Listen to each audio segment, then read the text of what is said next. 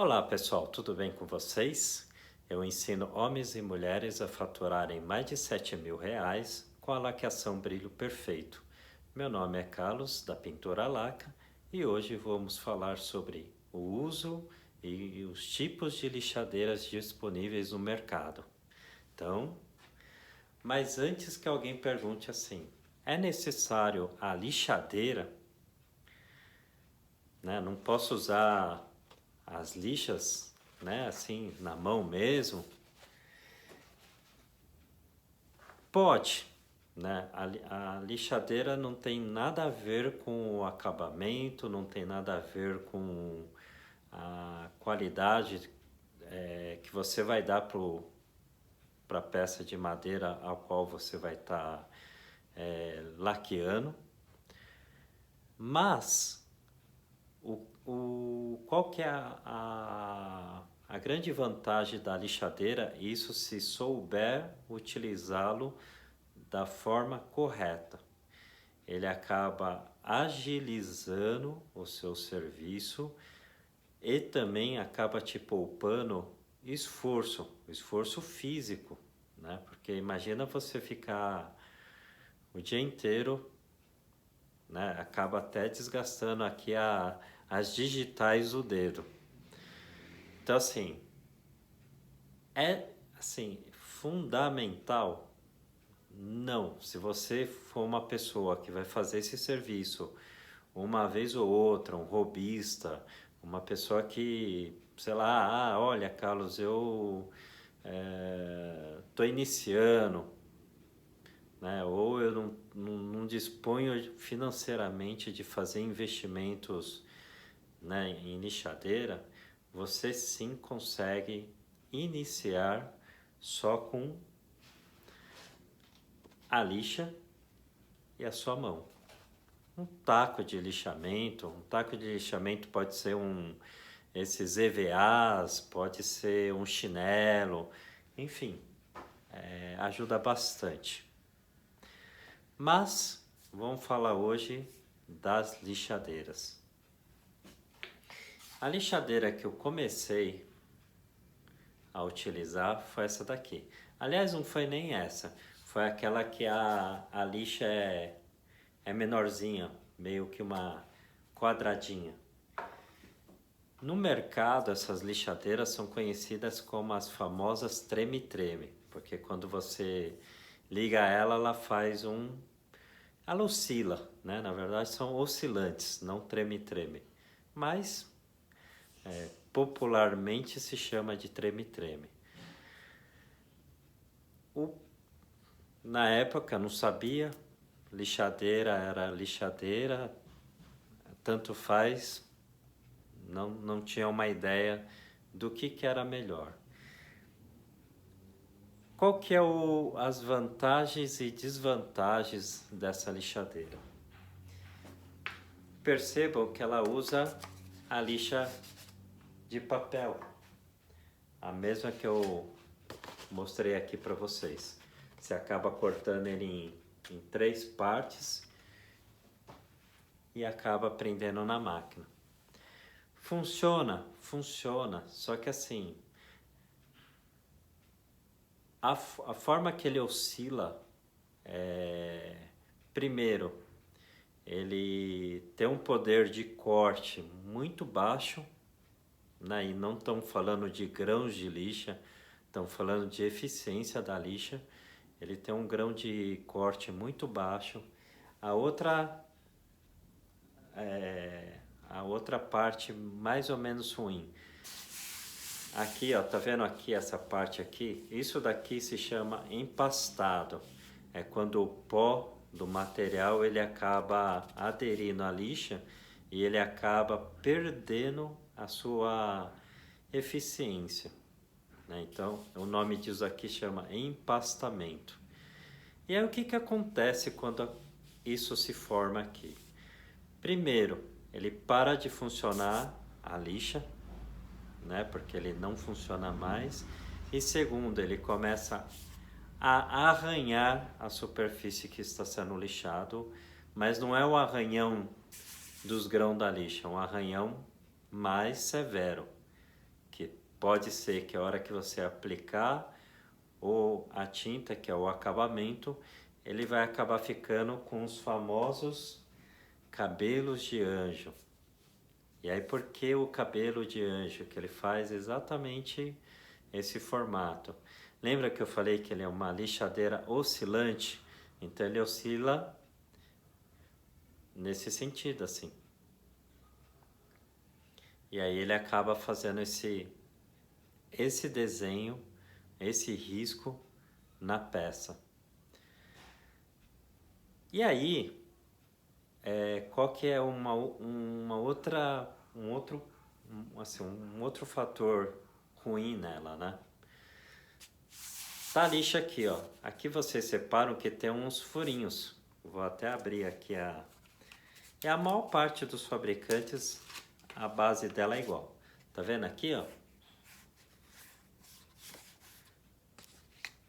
Esses furos, mesmo que eu fizer aqui na lixa, e aí tá vendo que aqui tem uma saída? Como essa daqui ela não tem um aspirador, poderia colocar, mas no caso aqui ele não acompanha. Ele vem um saco,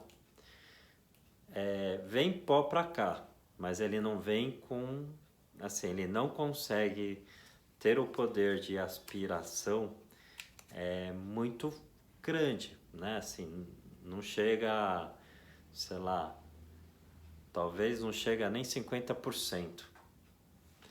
E aí o que que acontece? Fica o pó entre a lixa e a superfície que está sendo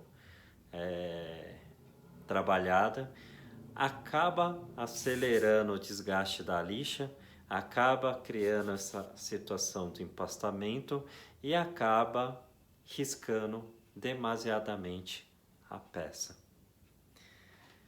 Então, assim, ó, na minha opinião, para laqueação, essa máquina aqui, ela tem as suas dificuldades.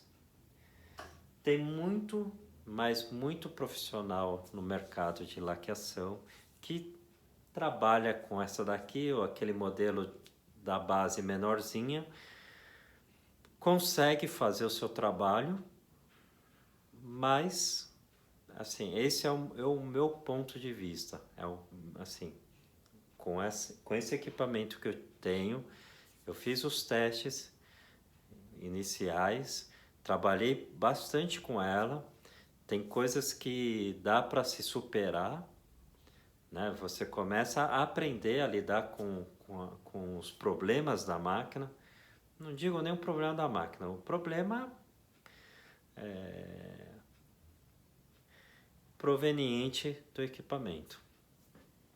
Outro fator também, o pó do primer, o pó da laqueação, ele é muito fina. E normalmente as ferramentas elétricas, ela tem essas entradas de ar aqui, né? Até para refrigerar o motor. E aí aqui dentro acaba acumulando muito, mas muito pó. E acaba danificando as buchas, rolamento, enfim.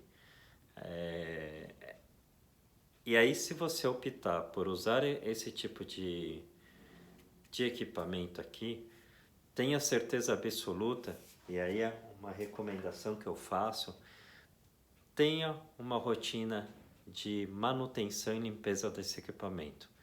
Porque no meu caso aqui, essa daqui, ela simplesmente travou, né? Se eu colocar na tomada, ele faz aquele barulho do motor tentando partir, mas ele não funciona.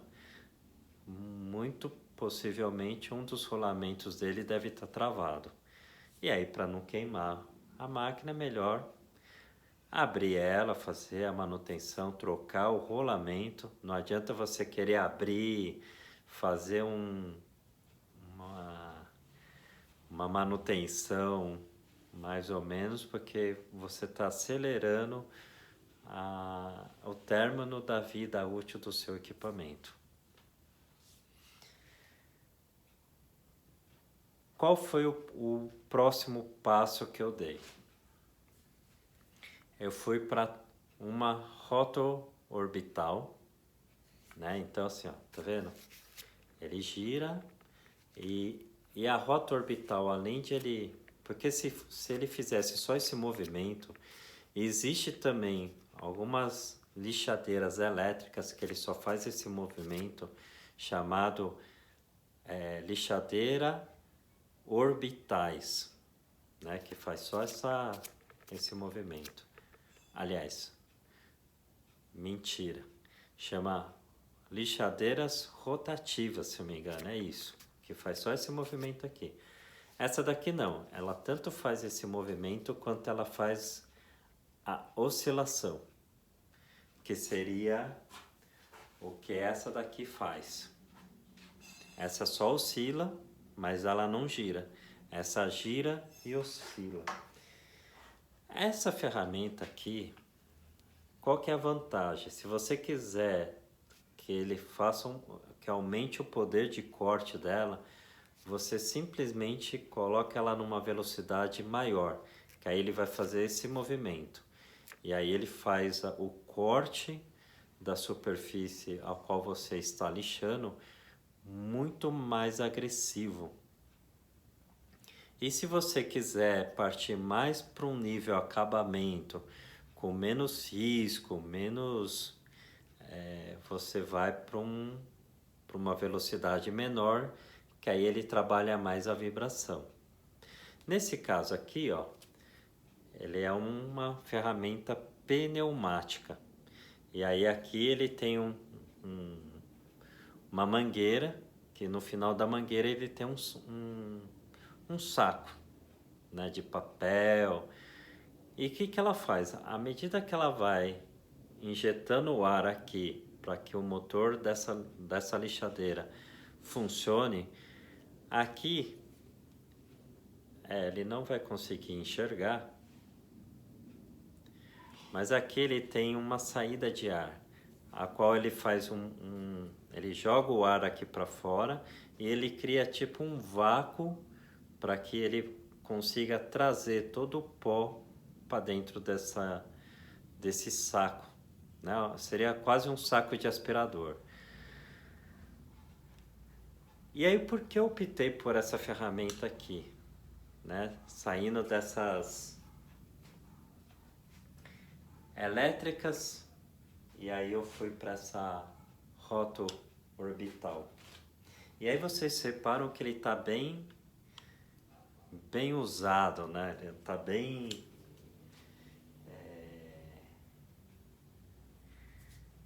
trabalhado.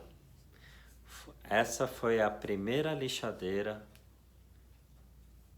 que eu adquiri desse modelo pneumático. Antes também eu já tinha comprado umas elétricas com o mesmo movimento de rotação e oscilação. E essa daqui foi uma ferramenta que eu comprei depois que as elétricas, devido ao pó que eu comentei já com vocês, acabava dando muita manutenção. E detalhe, essas daqui, essa parte aqui que tem um velcro, né, a qual a lixa adere aqui, não sei porquê,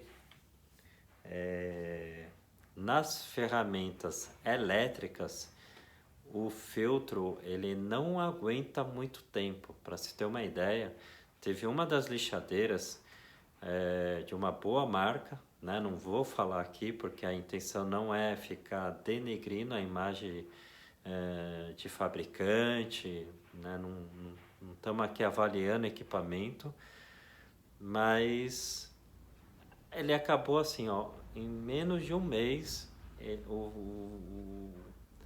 o velcro ele acabou não funcionando mais, a lixa ali não prendia mais. E nesse caso específico, por mais que eu quisesse trocar essa peça aqui, né? Porque isso aqui é uma peça substituível, aliás, de tempo em tempo você vai precisar trocar. No meu caso aqui, essa daqui também ele já perdeu né, a capacidade de fixar a lixa 100%. Eu não encontro, né? Diz as assistência técnica que é uma ferramenta importada e que eu não acho para comprar, né? Então, assim, é uma lixadeira cara, né? Bem cara, assim, praticamente é o mesmo preço dessa lixadeira aqui de uma boa marca, e eu não consigo peça de reposição, né? Então, foi um dos fatores que eu parti para essa lixadeira. Para se ter uma ideia, essa lixadeira aqui eu tenho praticamente aí 7 anos e eu fiz a manutenção dela uma única vez. Isso assim, foi aquela coisa assim, bom, vou mandar para manutenção só para por desencargo de consciência. Eles fizeram a troca dos rolamentos e voltou nova, né? Ela só não voltou nova no aspecto porque, na verdade, todo o trabalho dela foi feito aqui dentro do motor pneumático, né? Que eles chamam. Que eu não sei, não sei desmontar isso daqui, então não sei como que é lá dentro. E aí, assim, ó,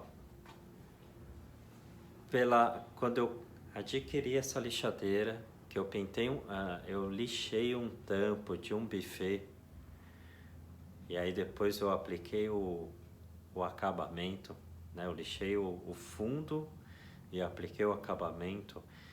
Eu não, assim, eu não acreditei no acabamento que essa lixadeira conseguiu promover para a superfície, né? Se vocês forem lá no meu perfil no Instagram, no Facebook, tem várias fotos já publicadas, @pinturalaca. Vocês vão ver, observem principalmente o tampo dos móveis, sendo ele 100% brilho ou 20% brilho. Vocês vão ver assim, aquele brilho nivelado, aquele brilho bonito, né? Parece sei lá, um teto de um carro. E foi uma das causas dessa mudança na qualidade do acabamento, veio da lixadeira, né? Ah, Carlos, mas você iniciou o vídeo falando assim que dava para fazer na mão. Dá para fazer na mão, sim. Mas lembra que eu comentei da agilidade?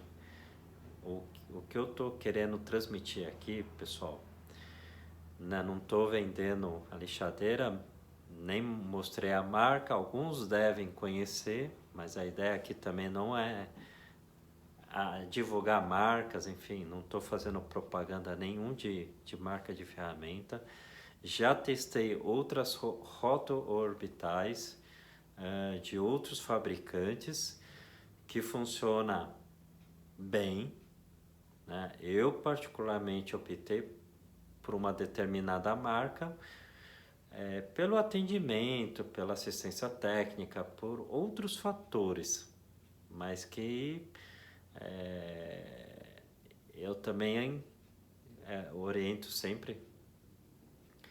Nós não podemos virar fanáticos por marca, né? Podemos ser fanáticos pelo nosso time de futebol, podemos ser fanáticos por ser brasileiro, mas a gente não pode ser fanático por marcas de equipamentos, marcas de tinta, porque constantemente, eu diria que a cada, sei lá, no máximo a cada um ano, né, as marcas vão lançando equipamentos novos, tecnologias novas, enfim. E aí, se você vira um fã de marca, você está perdendo a oportunidade de repente, acessar outras marcas, de entender como que outras marcas estão desenvolvendo tecnologia, como que outros equipamentos vai agilizar o seu trabalho, vai melhorar o seu trabalho, sabe? Então, assim, por isso que eu não vou expor marca, né?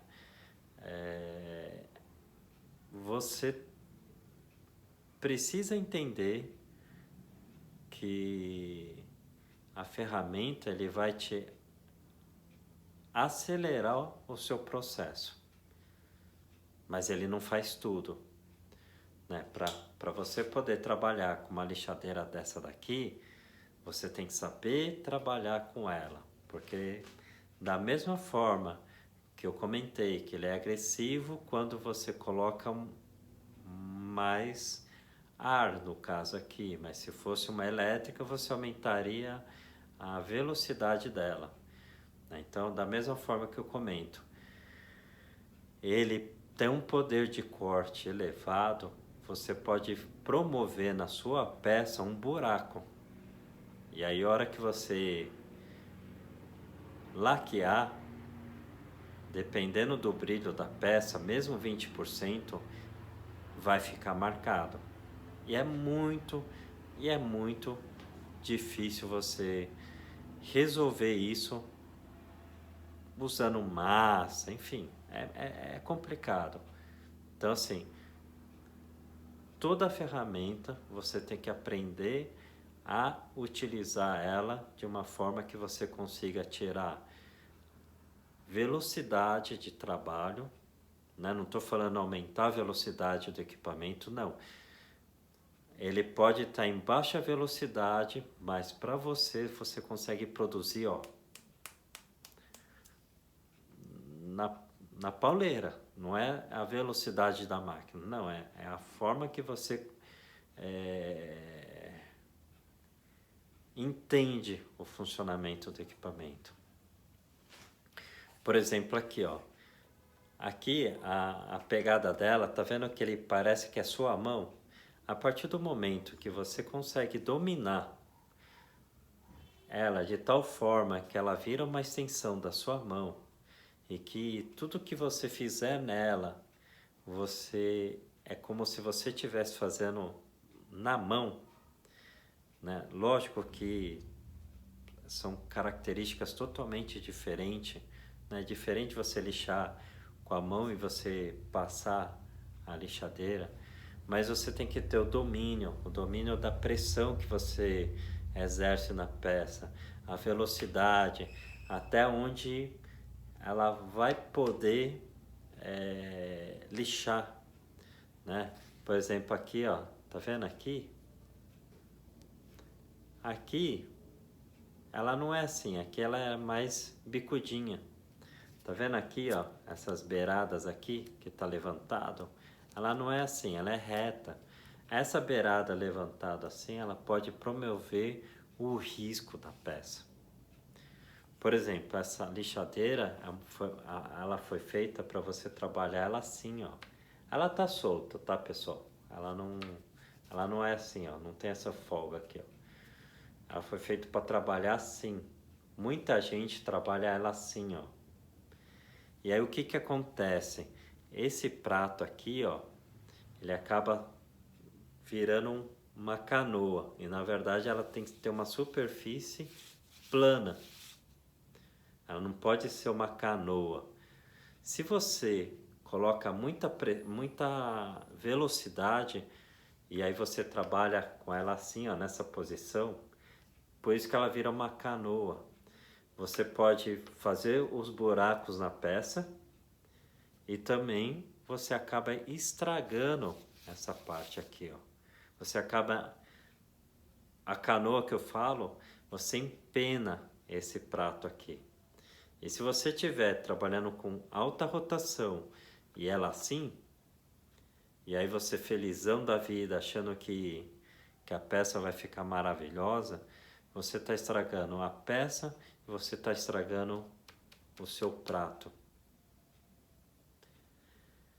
porque ele deforma, né? O fato de eu falar da canoa, do empenamento, ele deforma. Então, por isso que eu reforço muito essa parte.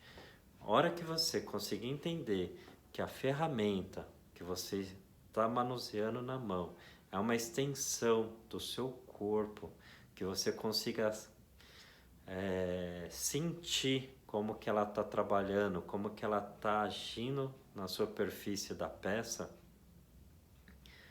você começa a ter mais controle, mais eficiência, mais velocidade no trabalho, economia nos materiais, porque você começa a entender como que funciona a dinâmica. Por exemplo, muita gente caiu no chão aqui. Muita gente olha para esse pedaço de lixa aqui e acha assim, é uma lixa. Não, isso aqui é uma ferramenta também. Né? É assim, ó. Enxerga isso como se você enxergasse isso daqui, ó. Como você enxergasse esse carinha aqui. Ele é uma ferramenta. Se você também não saber utilizar essa ferramenta, você também pode causar um buraco na peça. Ou aquele acabamento que poderia ser perfeito vira uma... Já sabe, né? Vira aquela... Hoje eu vi um pé de mesa de metal pintado na casa de uma cliente, ao qual eu estou fazendo algumas reformas no móvel da cozinha dela. E aí ela me chamou e falou, Carlos, olha, é um serviço específico que eu estou fazendo para ela nessa cozinha, que não envolve a parte de laqueação, é um outro projeto. E ela falou, você que, né, pinta tal, dá uma olhada nesse pé. É um pé tubular de ferro que alguém lá que conhecido pintou. Várias, mas diversas marcas de lixa. E olha, palavras dessa cliente. Ela falou assim, o que adianta a pessoa ter feito de graça, não ter me cobrado, mas ter me entregue essa... isso mesmo que vocês pensaram. Então, muita gente acaba querendo, aliás, principalmente no início, acaba achando que eu vou cobrar pouco ou eu não vou cobrar. Não, galera, não faça isso. Isso daí você está colocando o seu nome em jogo. Você vai ser conhecido com aquela pessoa e fala assim, não me cobrou, mas também ficou uma... Entenderam?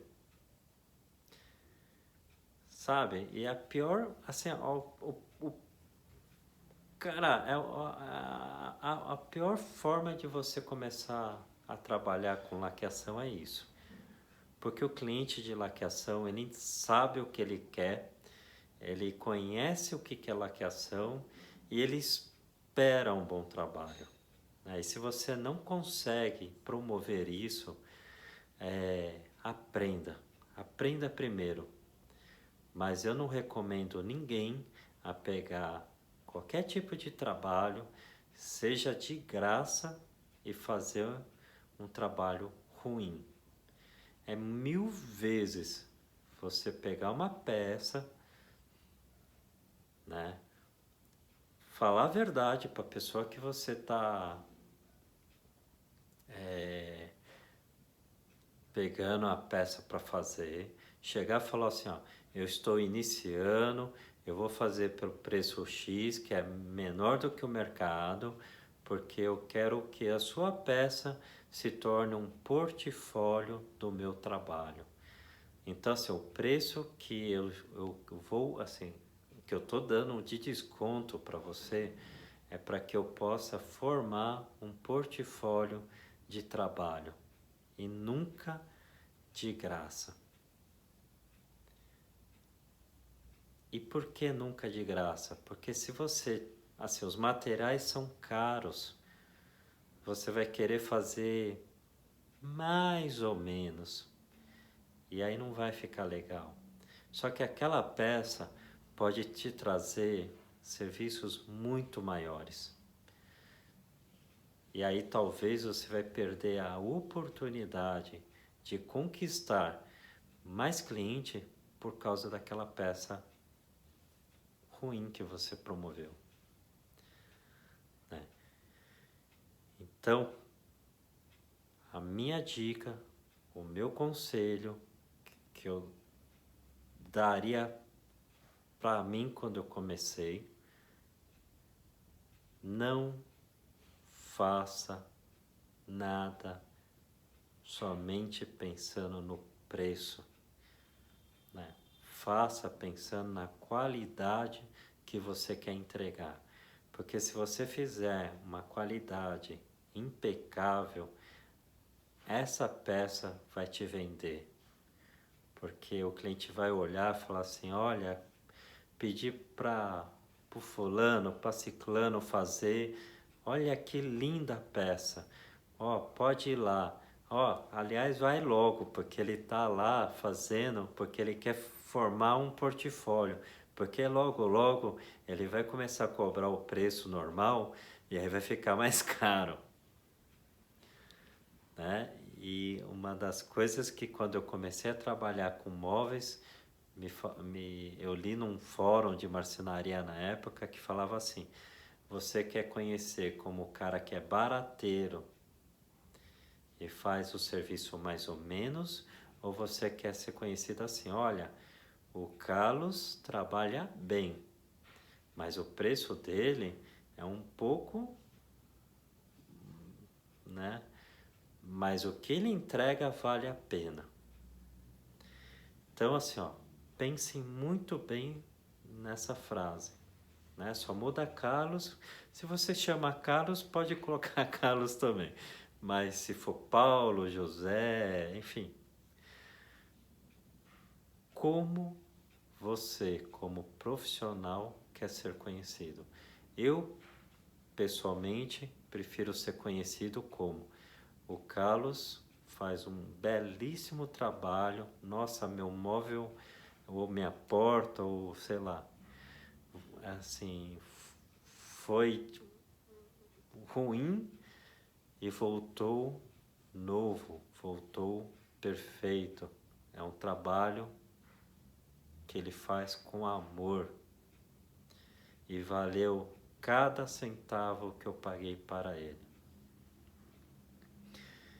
Já tive trabalhos que me demandou muito tempo para concluir, por diversas razões, mas eu lembro claramente, e isso é para encerrar, para fixar na cabeça de vocês. A cliente chegou e falou assim: o que eu estou vendo aqui agora na minha casa, de fato, Carlos, você precisava de mais tempo, porque tá perfeito. E eu todo sem graça lá, porque eu tinha atrasado o prazo de entrega. Então eu finalizo esse vídeo com esse recado. Valorize o seu tempo, valorize a sua capacidade como pessoa, como profissional. Faça sempre o melhor. Vai vir fruto disso. Até o próximo vídeo.